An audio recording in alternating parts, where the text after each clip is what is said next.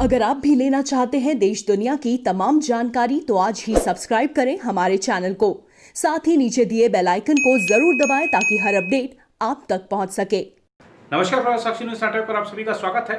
स्वतंत्रता दिवस की पूर्व संध्या पर राष्ट्रपति रामनाथ कोविंद ने देश के नाम दिए अपने संबोधन में चीन को दी है सीधी चेतावनी और कहा है कि भारत की आस्था शांति में है, लेकिन किसी भी आक्रामकता का मुंहतोड़ जवाब दिया भी गया है।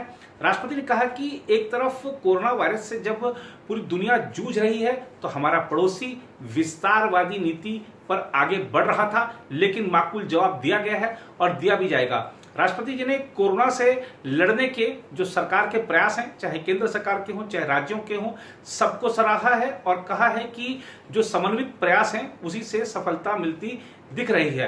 राष्ट्रपति ने खासतौर पर राम मंदिर का जिक्र किया और कहा कि देश ने इतने लंबे समय तक इंतजार किया और न्यायालय से जब मामला निकल कर आया, सब कुछ चीजें हल हो गई तो सब आगे बढ़े और वहां पर भूमि पूजन भी हुआ। उन्होंने कहा कि ये एक बड़ी अच्छी चीज है कि हमने न्यायपालिका से जो फैसला आया वर्षों से लंबित था उसको सभी ने सराहा, सभी ने उसको स्वीकारा और सभी तरीके का जो सामाजिक सद्भाव है वो बना रहा। राष्ट्रपति ने क्या कहा है हम आपको विस्तार तरीके से बताएंगे, लेकिन रक्षा मंत्री राजनाथ सिंह जी की भी सुन लीजिए। रक्षा मंत्री राजनाथ सिंह ने स्वतंत्रता दिवस की पूर्व संध्या पर उन्होंने जो हमारे सैन्य बल हैं उनको दिए अपने संदेश में साफ कर दिया है कि भारत दिल जीतने में विश्वास रखता है, जमीनें जीतने में विश्वास नहीं रखता, लेकिन किसी भी आक्रामकता का मुंहतोड़ जवाब हम देंगे। और रक्षा मंत्री ने और क्या कहा ये भी बताएंगे। इसके साथ ही बीजेपी ने चुनावी चाल चली है बिहार में ऐसी कि बाकी सब धरे रह जाएंगे। वो इसलिए कह रहे हैं कि इस समय आप देख रहे हैं कि सुशांत सिंह राजपूत मामले में बिहार वर्सेस महाराष्ट्र हो गया है और महाराष्ट्र के पूर्व मुख्यमंत्री हैं देवेंद्र फडणवीस। बीजेपी देवेंद्र फडणवीस को बिहार का चुनाव प्रभारी बनाने जा रही है। क्या है इस पहल का उद्देश्य, क्या फर्क पड़ सकता है चुनावी नतीजों पर, आपके साथ विस्तार से बात करेंगे। लेकिन सबसे पहले जरा बात करते हैं रक्षा मंत्री राजनाथ सिंह की और उस चेतावनी की जो चीन के लिए आज की रात चुभने वाली है। रक्षा मंत्री राजनाथ सिंह ने पूर्वी लद्दाख के साथ सीमा विवाद के बीच चीन को परोक्ष संदेश देते हुए कहा कि अगर कोई शत्रु देश भारत पर हमला करता है तो हमारा देश मुंहतोड़ जवाब देगा। स्वतंत्रता दिवस की पूर्व संध्या पर सशस्त्र बलों को दिए संदेश में रक्षा मंत्री ने कहा कि भारत दिलों को जीतने में भरोसा करता है, जमीन जीतने में नहीं। उन्होंने कहा लेकिन इसका यह मतलब नहीं है कि हम अपने स्वाभिमान की भावना को आहत होने देंगे। रक्षा मंत्री ने कहा कि राष्ट्रीय सुरक्षा के लिए भारत जो भी करता है वह हमेशा आत्मरक्षा के लिए करता है, ना कि अन्य देशों पर हमले के लिए। उन्होंने कहा अगर दुश्मन देश हम पर हमला करता है तो हम हर बार की तरह मुंहतोड़ जवाब देंगे। रक्षा मंत्री ने कहा कि इतिहास इस बात का गवाह है कि भारत ने कभी किसी पर हमला नहीं किया या कभी किसी अन्य देश की भूमि पर कब्जा करने की कोशिश नहीं की। रक्षा मंत्री ने सशस्त्र बलों को यह भरोसा भी दिलाया कि सरकार वो सब कुछ कर रही है जो उसकी अभियान संबंधी जरूरतों को बनाए रखने के लिए आवश्यक है। आज सृजन इंडिजिनाइजेशन पोर्टल का उद्घाटन भी हुआ है।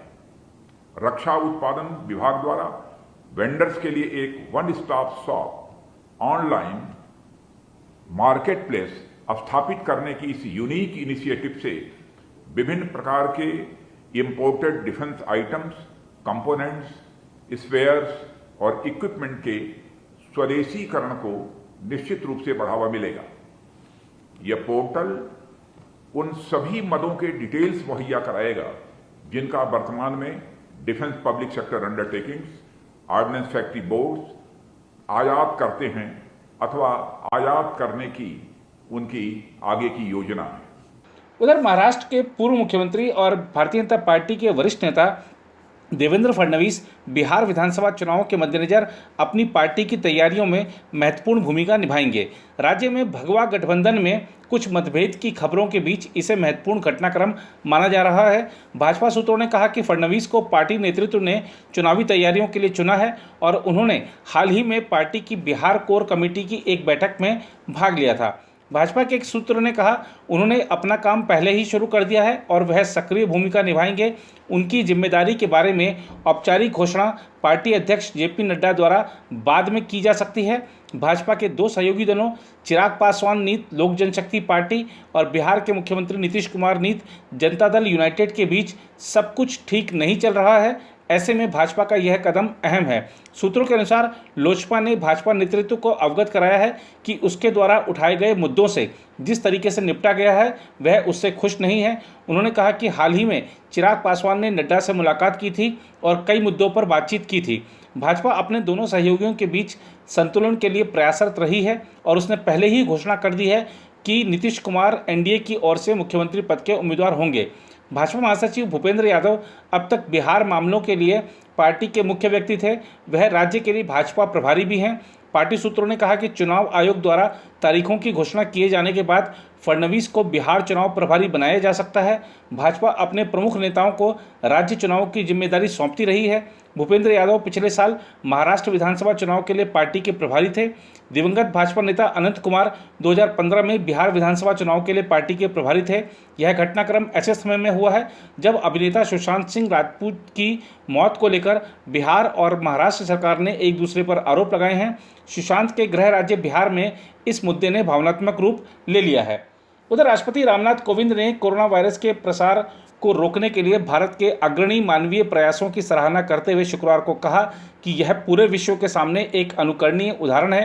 राष्ट्रपति कोविंद ने देश के 74वें स्वतंत्रता दिवस की पूर्व संध्या पर राष्ट्र के नाम संबोधन में कोरोना योद्धाओं के योगदान की सराहना करते हुए कहा कि राष्ट्र उन सभी डॉक्टरों, नर्सों तथा अन्य स्वास्थ्य कर्मियों का ऋणी है जो कोरोना वायरस के खिलाफ इस लड़ाई में अग्रिम पंक्ति के योद्धा रहे हैं। उन्होंने कहा सभी कोरोना योद्धा उच्च प्रशंसा के पात्र हैं। उन्होंने कहा कि ये हमारे राष्ट्र के आदर्श सेवा योद्धा हैं। इन कोरोना योद्धाओं की जितनी भी सराहना की जाए वह कम है। उन्होंने कहा कि दुर्भाग्य से महामारी का मुकाबला करते हुए इनमें से कई लोगों ने जान गंवाई, वे हमारे राष्ट्रीय हीरो हैं। इन डॉक्टरों, आपदा प्रबंधन दलों, पुलिसकर्मियों, सफाई कर्मियों, आपूर्ति सेवा से जुड़े कर्मियों, परिवहन, रेलवे और हवाई सेवा से जुड़े कर्मी, सामाजिक संगठन और उदार नागरिक, इन सभी ने साहस और निस्वार्थ सेवा की गाथा लिखने का काम किया है। उन्होंने कहा कि जब सड़कें वीरान थीं तब इन्होंने लगातार काम किया ताकि लोग स्वास्थ्य सेवा से वंचित नहीं हों। इन्होंने हमारी जान और आजीविका के लिए अपना जीवन दांव पर लगाया। कोविंद ने कहा कि यह बहुत आश्वस्त करने वाली बात है कि इस चुनौती का सामना करने के लिए केंद्र सरकार ने पूर्वानुमान व्यक्त करते हुए समय रहते हुए प्रभावी कदम उठा लिए थे। उन्होंने कहा इन असाधारण प्रयासों के बल पर घनी आबादी और विविध परिस्थितियों वाले हमारे विशाल देश में इस चुनौती का सामना किया जा रहा है। राज्य सरकारों ने स्थानीय परिस्थितियों के अनुसार कार्रवाई की, जनता ने पूरा सहयोग दिया। राष्ट्रपति ने कहा कि इन प्रयासों से हमने वैश्विक महामारी की विकरालता पर नियंत्रण रखने और बहुत बड़ी संख्या में लोगों के जीवन की रक्षा करने में सफलता प्राप्त की है। यह पूरे विश्व के सामने एक अनुकरणीय उदाहरण है। उन्होंने कहा कि वर्ष 2020 में हम सब ने कई महत्वपूर्ण सबक सीखे हैं। एक अदृश्य वायरस ने इस मिथक को तोड़ दिया है कि प्रकृति मनुष्य के अधीन है। कोविंद ने कहा मेरा मानना है कि सही राह पकड़कर प्रकृति के साथ सामंजस्य पर आधारित जीवन शैली को अपनाने का अवसर मानवता के सामने अभी भी मौजूद है। 21वीं सदी को उस सदी के रूप में याद किया जाना चाहिए जब मानवता ने मतभेदों को दरकिनार करके धरती माँ की रक्षा के लिए एकजुट प्रयास किए। राष्ट्रपति ने कहा कि दूसरा सबक यह है कि प्रकृति के समक्ष हम सभी बराबर हैं तथा अपने जीवन की रक्षा और विकास के लिए अपने आसपास के लोगों पर निर्भर हैं। उन्होंने कहा कि कोरोना वायरस मानव समाज द्वारा बनाए गए कृत्रिम विभाजनों को नहीं मानता है। इससे यह विश्वास पुष्ट होता है कि मनुष्यों द्वारा उत्पन्न किए गए हर प्रकार के पूर्वाग्रह और सीमाओं से हमें ऊपर उठने की आवश्यकता है। हमें अपने आचरण में सद्गुणों को और समाविष्ट करना चाहिए।